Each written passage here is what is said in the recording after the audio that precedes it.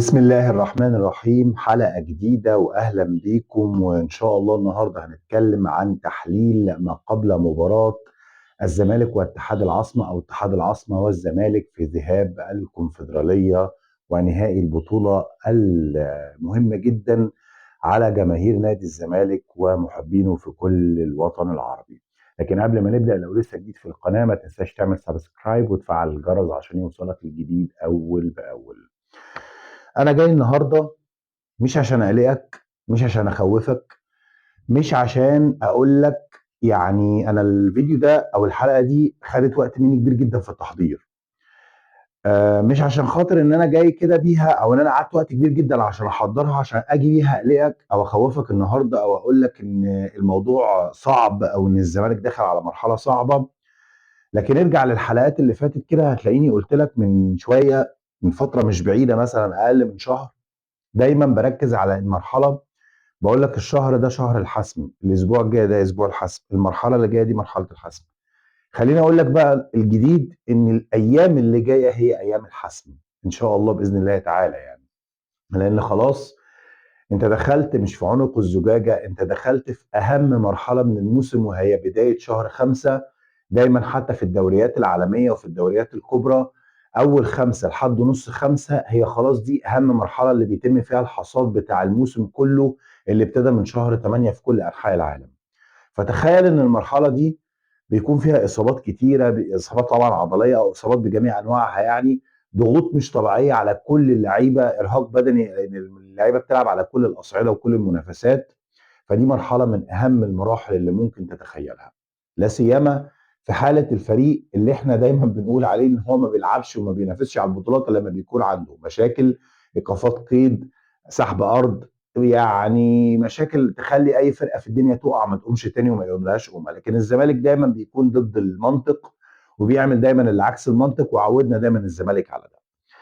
عشان كده انا جاي لك النهارده ومحضر معايا، يعني انا عندي شويه حالات كده حلوه، يعني حالات دسمه عن يعني عين كده على مباراه اتحاد العاصمه، اللي هي مباراه اول طريق عنق الزجاجه، يعني اول مباراه في المشوار القاري المهم، او التتويج ان شاء الله ناحيه نحو اللقب المهم جدا للزمالك، اللي محتاج لكل مليم خلال الفتره اللي جايه نظرا للمشاكل الكتير اللي هو بيمر بيها.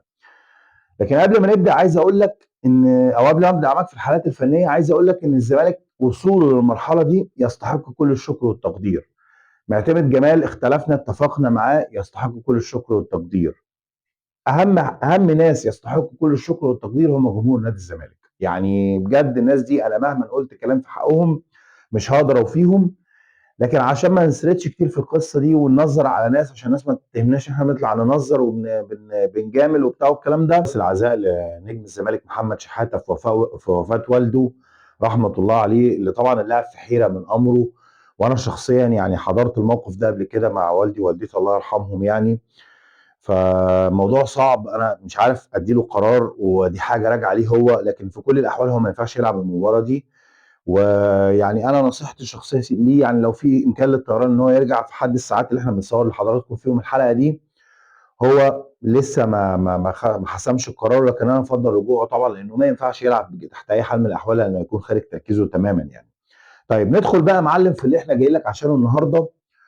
وركز بقى معايا واسحب كوبايه شايك وتعالى وركز معايا في الجمل اللي جايه دي، عشان اللي جاي ده مهم جدا جدا جدا، واللي جاي ده كبير.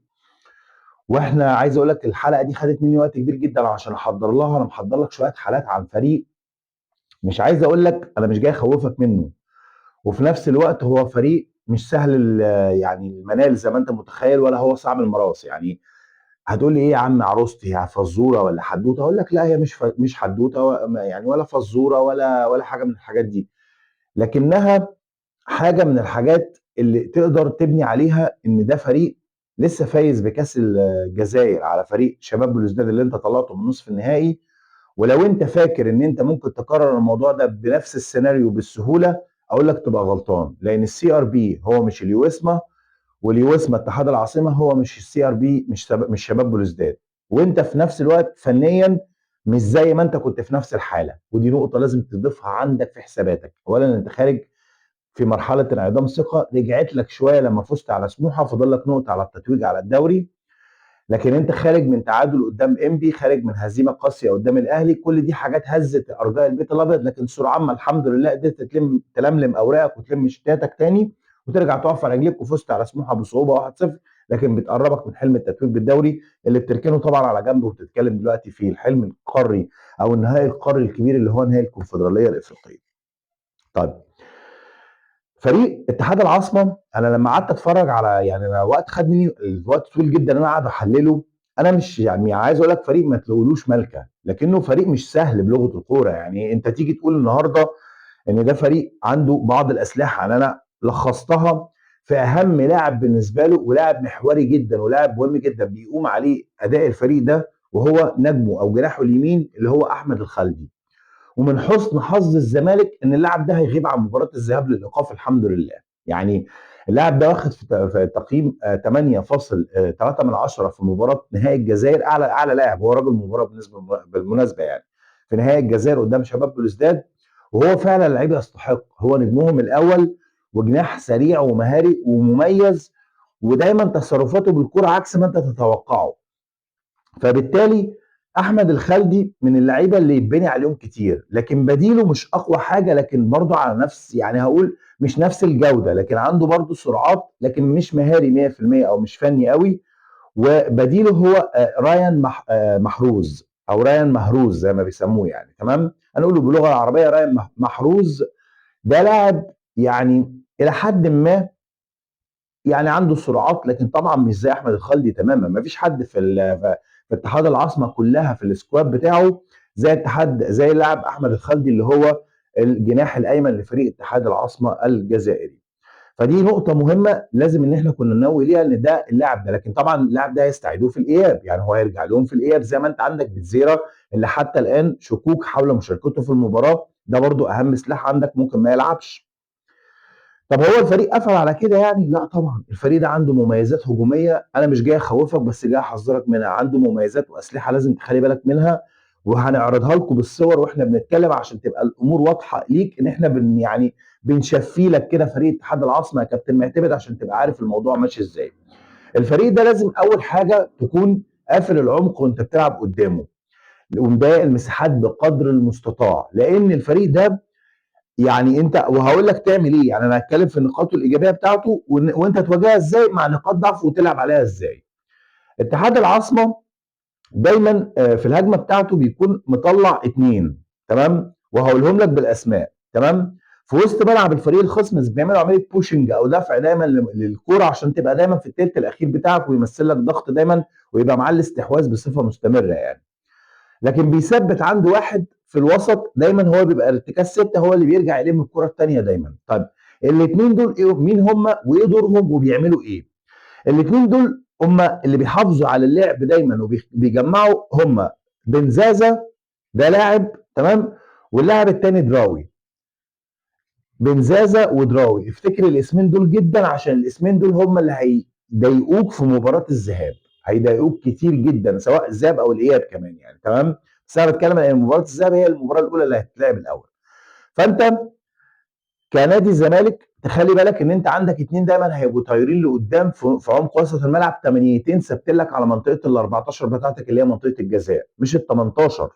منطقه اللعب بتاعك الثلث الاخير بيبدا مما بعد ال 18، هو هيفضل ضغطك جوه دايما عشان خاطر يخليك ما تعرفش تطلع بالكوره، وهيبعت لك الاثنين دول ويخلي واحد ثالث وراهم ارتكاز يبقى مثبته اللي هو ارتكاز 6، عشان يقطع دايما الكره الثانيه ويخليك دايما في حاله دفاع. هي دي ميزه بس ليها عيوب وهقولها لك قدام شويه، تمام. دي اول حاجه خلصنا منها. فدايما المساحات هو بيحبوا يقطعوا ويتحركوا في المساحات في الثلث الاخير زي ما قلت لك.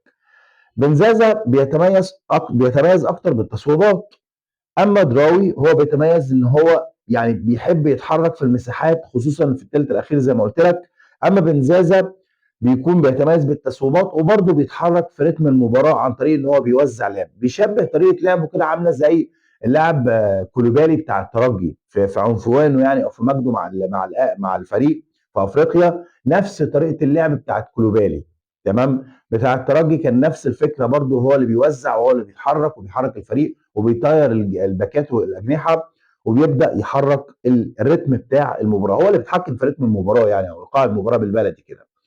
طيب، كماجاتي هيكون بديل جشه او غشه، ده اللاعب المهاجم بتاعهم. كماجاتي لاعب سريع، عنده تطور، صغير متحرك، لكن عنده مشكله في الفينش بتاعه، هو دايما بيروح بوشه على الجول، يعني هو كمحطه زي ناصر منسي. ناصر يعني ساعات بيكون بياخد الدور ده، لكن هو دايما هتلاقيه بيتحرك بوشه، حرك بوشه على الجول بتاعك، على المهدي سليمان.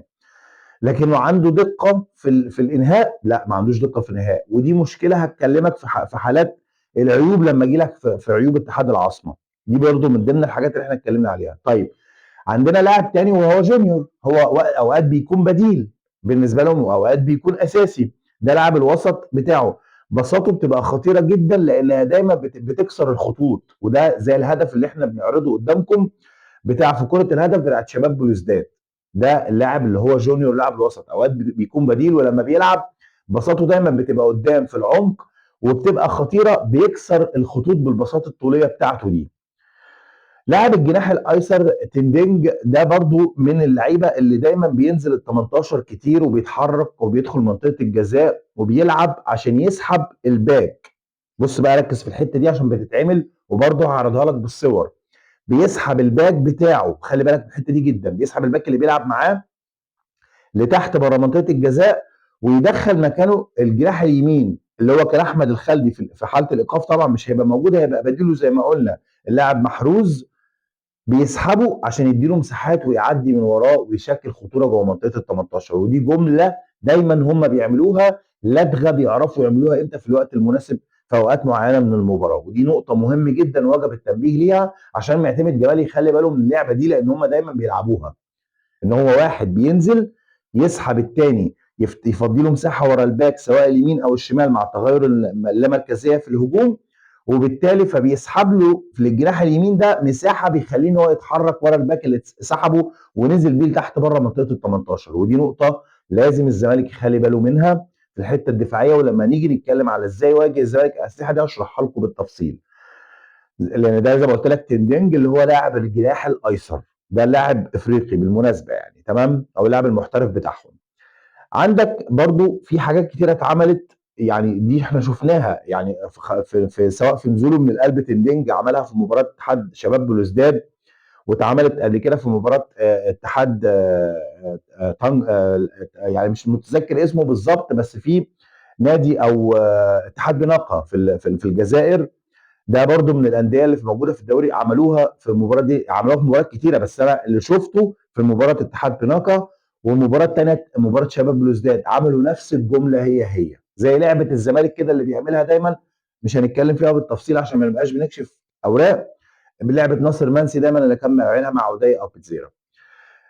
فدي من الجمل المهمه. طيب، عندك بقى نقطه مهمه جدا، وبعدها هنتحول على العيوب بتاعتهم، او ان انت تقدر يعني تواجه ده ازاي. اشرف عباده، وحط الاسم ده بين قوسين عشان تخلي بالك منه. اشرف عباده ده هو المدافع زي حسام عبد المجيد كده في الزمالك، هو المدافع الاساسي لاتحاد العاصمه الجزائري.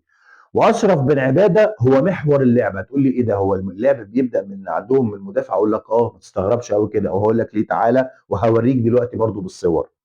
في اللقطات اللي قدامك اشرف عباده هو من اللعيبه اللي دايما اتحاد العاصمه بيبدا الهجمه من عنده، وبيبدا اللعبه من فوق، بيبدا الهجمه او بيبني الهجمه، وبيطلعوا، بص ركز في الكلام ده، بيطلعوا من خلال كورته زي ما انت شايف كده بالظبط، وبيبداوا اللعب من عنده، ويبدا يبعت الكور دي للارتكاز اللي احنا لسه قايلينهم في اول الفيديو.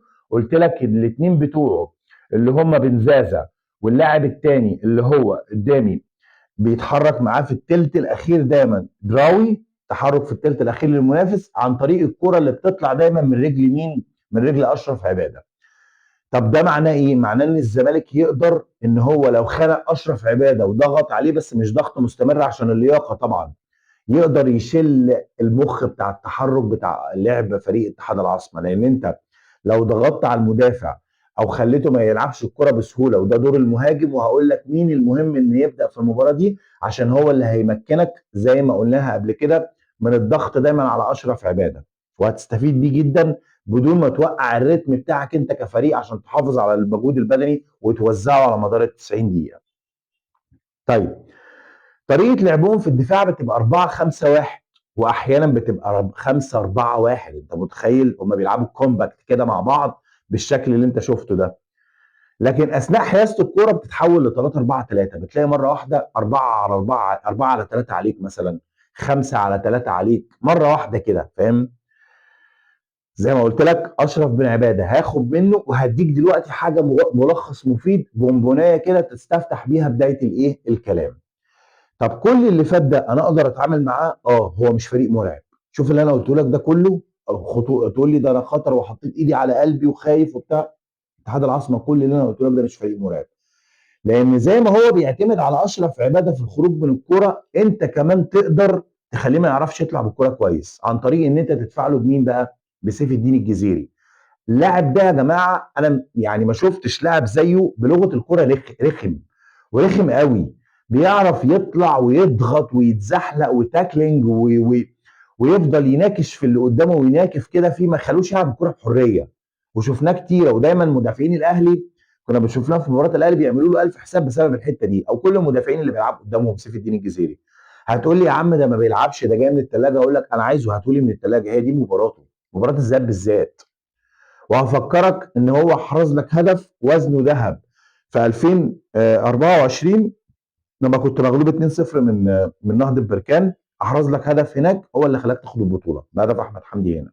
فمش هنروح بعيد، هتقول لي ده كان وقتها ومجهود وبتاع، اقول لك والله النهائيات تربح ولا تلعب يا صديقي. فانا بحط لك تشكيل او وجهه نظري في بعض من التشكيل، مش هقول لك التشكيل كله، وانت ليك مطلق الحريه. دي رؤيه بفضل الله.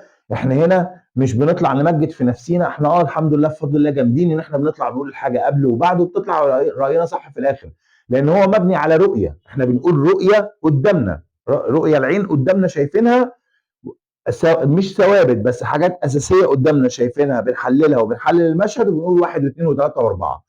اللي احنا بنبنيه ده او بنقوله بيطلع صح، انت ما بتنفذوش يبقى عندك مشكله، دي مش بتاعتي بقى خلاص. انا كده عملت اللي عليا قلت لك وانت ما خدتش برايي، فبراحتك. فانا بقول لك واجري على الله ان انت لو عايز تضغط اتحاد العاصمه ابدا بسيف الدين الجزيري اللي هيعمل لك حلول كتيره جدا ويمكن يهدف لك. ليه لا؟ انت محتاج سرعات، محتاج تحولات، محتاج واحد يضغط على اشرف عباده اللي بيبدا دايما الكره من تحت عندهم وهو اللي بيحرك اللعبه من تحت عندهم. محتاج تغلطه، محتاج تعمل حاجه مهمه جدا، لان زي ما قلت لك المدرب بتاعهم لامين دي اي مدربهم ومحفظهم الجمل دي. طيب ايه هي عيوب بقى اتحاد العاصمه الجزائري؟ عيوب اتحاد العاصمه الجزائري تتلخص في اللي انا جمعته لك ده بعد خلاصه مثلا فرجه على 3 4 ماتشات ليهم. اول حاجه واهم حاجه هي الكرات العرضيه والكرات الثابته والكرات اللي من لعب مفتوح. عندهم مشكله وكارثه، عايز اقول لك مش خطره، دي مصيبه عليهم، مصيبه من مصايب الزمن على اتحاد العاصمه. اتحاد العاصمه يا جماعه عنده مشكله كبيره جدا في الكرات العرضيه، بمثابه جحيم عليهم. الكرات العرضيه دي سوء تمركز مدافعين، سوء تمركز باكات، سوء تغطيه عكسيه، بتبقى يعني من اصعب حاجه لما بتلعب عليهم كرات عرضيه، بيتدربكوا، بتحصل مشكله في الدفاع، مفيش تفاهم مع حارس المرمى بنبوط، فكذا حاجه يعني عارف اللي هو بتحس ان انت يعني حتى الحارس نفسه بنبوط مع المدافعين، مفيش تفاهم دايما ما بينهم يعني، تمام. طيب تغيير الجبهه او جبهه اللعب اللي هو السويتشات في حاله لعب عدي الناحيه دي او بتزيرا، والناحيه الثانيه كان عدي في مكانه او شيكو بانزا، تقدر تعمل سويتشات، ده بيربكهم جدا. وده شفناه في مباراه سموحه، التحول السريع، تحول الهجمه من الشمال لليمين او من العكس من اليمين للشمال، لان الارتداد بتاعهم بيبقى بطيء جدا، ارتداد كارثي، ارتداد كارثي من التحولات بتاعتهم، وتقدر تلعب على ده. فاكر الجمله اللي قلتها لك بتاعه زازا واللاعب الثاني او زازا اللاعب واللاعب الثاني دراوي، قلت لك بيطلعوا بيضغطوا في الثلث الهجومي ودي زي ما هي ميزه عندهم فهي عيب برضو عندهم، بيسيبوا وراهم مساحات يا معلم فدادين بالعبيط قدامهم، بالعبيط فدادين تجري فيها. مين بقى انت عندك ملك المساحات دي؟ انت اكيد عرفت، انا مش هقوله لك. هتقول لي يا عم ده لعيب عشوائي، اقول لك والله دي مباراه من مبارياته زي ما قلت لك على سيف الجزيري، بس ما تبداش بيه، ما تبداش بيه، ما تلعبش بيه على التحولات الا لو اضطريت لعدم وجود خوان بنزيرا، ساعتها اقدر اقول لك خلاص. هو انت ما عندكش، هو في حد انت عمال يا عيني تبوس محمد اسماعيل وتركنه جنب الحيط، تجيبه من هنا لهنا لهنا لهنا، يعني عارف باك يمين شغال، قلب دفاع شغال، نص ملعب شغال، فانت عندك مشكله معاه يعني، ما عندكش سكواد اصلا. فدي نقطه من النقط المهمه. طب ده دور مين اللي يلعب التحولات دي ويغير السويتشات دي بقى؟ نقطه السويتش هي نقطه، او يعني لفظ السويتش نفسه هي كلمه السر للزمالك في المباراه دي. اذا الزمالك اتقن السويتشات في المباراه دي ان شاء الله يخرج فايز كمان مش متعادل فقط، وانا بقولها لك والاجر على الله. اذا الزمالك اتقن لغه السويتشات في المباراه دي وامكانيه استخدام خاصيه سويتش ما بين الجبهه دي للجبهه دي في ثواني، يقدر يطلع بالمباراه دي كسبان. وانا بقول لك ونتقابل بعد المباراه يا معلم ان شاء الله اذا كان في العمر بقيه بفضل الله تعالى. ومين بقى اللي يقدر يساعدك في ده؟ عندك خوان بيتزيرا، عندك عدي الدباغ، عندك شيكو بنزا، واهم لاعب في اللي انا قلته ده رقم 4 عبد الله السعيد يا معلم، هو ملك الحته دي. لو في يومه وفي حالته وفايق يقدر يعمل لك السويتشات دي بمنتهى السهوله، ودي اول حاجه تقدر تضرب بيها العمق بتاع اتحاد العاصمه بمنتهى السهوله. طيب الكرات الطويله في ظهر خط الوسط زي ما قلت لك، دراوي واللاعب الثاني زازا، وطبعا الاثنين القلبين الدفاع. لازم الريتم بتاعك والايقاع بتاعك يكون سريع جدا، ما تبطئش اللعب وتلعب دايما ان انت ايقاعك يبقى سريع وتلعب على المرتده، لان دي عيب عندهم خطير جدا يعني. طيب العمق الهجومي بقى اللي عند اتحاد العاصمه برضو من ضمن المشاكل. على الرغم من ان لعيبهم من اللعيبه المميزه جدا زي ما قلت لك، كاماجاتي اللي هو درامان كاماجاتي المهاجم بتاعهم اللي احرز لهم هدف من هدفين شباب بلوزداد بالتتويج بكاس الجزائر، الا ان عندهم عمق هجومي جدا. بان هم بقى بص الرقم الكارثي ده، الفريق لك ان تتخيل ان هو عنده فعاليه يعني، او بيسجل 10% بس من الفرص اللي بتجيله في المباراه، يعني بيهدر 90% من الفرص، انت متخيل؟ فمعنى كده انك انت لما تنزل تلاقيهم مستحوذين عليك ما تخافش، بالعكس ده انا عايزك تسيب لهم الاستحواذ، لان استحواذه دايما بيبقى سلبي، استحواذه دايما بيبقى نفسي، وهو هينزل اول 10 دقائق ضغطك ومستحوذ عليك وهيلعبك اللعبه دي على فكره يعني. هيئ نفسك، ويا كابتن معتمد انا بقولها لك، هيئ نفسك من دلوقتي. اتحاد العاصمه هينزل ضغطك اول 10 دقائق عشان يحرز فيك هدف ويربك لك كل حساباتك، انت استقبل الضغط ده وامتصه بهدوء، وقف لعيبتك على رجليهم، ما تخافش، العب كورتك السهله وبالراحه خالص، خد الامور بمنتهى منتهى منتهى الهدوء. امتص ده، اطلع اول 20 دقيقه 0-0 واتفرج يا معلم على السيرك اللي انت ممكن تنصبه ليهم بعد كده، لان هم هيبداوا يتوتروا، هيستعجلوا تسجيل الهدف، هيبداوا يلعبوا بعشوائيه اكتر ما هم بيلعبوا اصلا بعشوائيه، لان هم عندهم مشكله او في الهجوم يعني، عندهم مشكله في عدم اتقان الهجمه او انهاء الهجمه، واللمسه الاخيره عندهم تكاد تكون معدومه، ما عندهمش الا استخدام 10% بس للمسه الاخيره في حاله الهجوم يعني. لان زي ما قلت لك دي هيبقى في فرصه شاسعه للمساحات الواسعه جدا حاله الارتداد بتاعتهم، عندهم بطء فيه، دي فرصه لعدي، فرصه لبيتزيرا لو لعب، فرصه لشيكوبانزا، فرصه لعبد الله السعيد ان هو يعمل تمريرات يغير بيها الملعب. الزمالك لو قدر يمتص الحماس الجزائري اول 20 دقيقه زي ما قلت لك يقدر يغير حاجات كتيره جدا. لان اخر حاجه هختم لك بيها، اتحاد العاصمه على قد ما هو فريق منظم لكنه متردد هجوميا. اذا نجح الزمالك في تسجيل هدف مبكر هيجبرهم على الخروج، وهيبقى وراهم فراغات بالعبيط تخليك ممكن تعمل سكور كمان في المباراه دي. انا يعني مش بقول لك كده عشان تاخد الامور ببساطه، بس زي ما انا ضخمت لك من حجم المنافس في اول الحلقه، انا برضو بقول لك ان المنافس بتاعك على قد ما هو منظم ويقدر ان هو يحرز فيك هدف ويقدر ان هو يعمل لك يسبب لك متاعب ومشاكل، بس انت تقدر برضو تعمل له مشاكل اكتر لانك اقوى منه على مستوى اللعب الجماعي مش على مستوى السكواد. يعني انت بالسكواد هو الكفتين تقريبا 50 50، لكن انت عندك بتزيرة يرجح كفتك لكنه ممكن يغيب، زي ما هو عنده احمد الخالدي يرجح كفته لكنه غايب بالفعل لانه عنده ايقاف. فاخيرا الزمالك لازم يركز في المباراه دي، معتمد جمال ما ينفعش ان هو يبعد الخطوط، العب في مساحه 30 40 متر بالكتير، نستخدم كل الاسلحه اللي احنا قلنا عليها، وان شاء الله النصر يكون حليف نادي الزمالك، وبالتوفيق للزمالك وان شاء الله يحرز الكونفدراليه، واشوفكم باذن الله تعالى في حلقات جديده، وخليك دايما في المقص.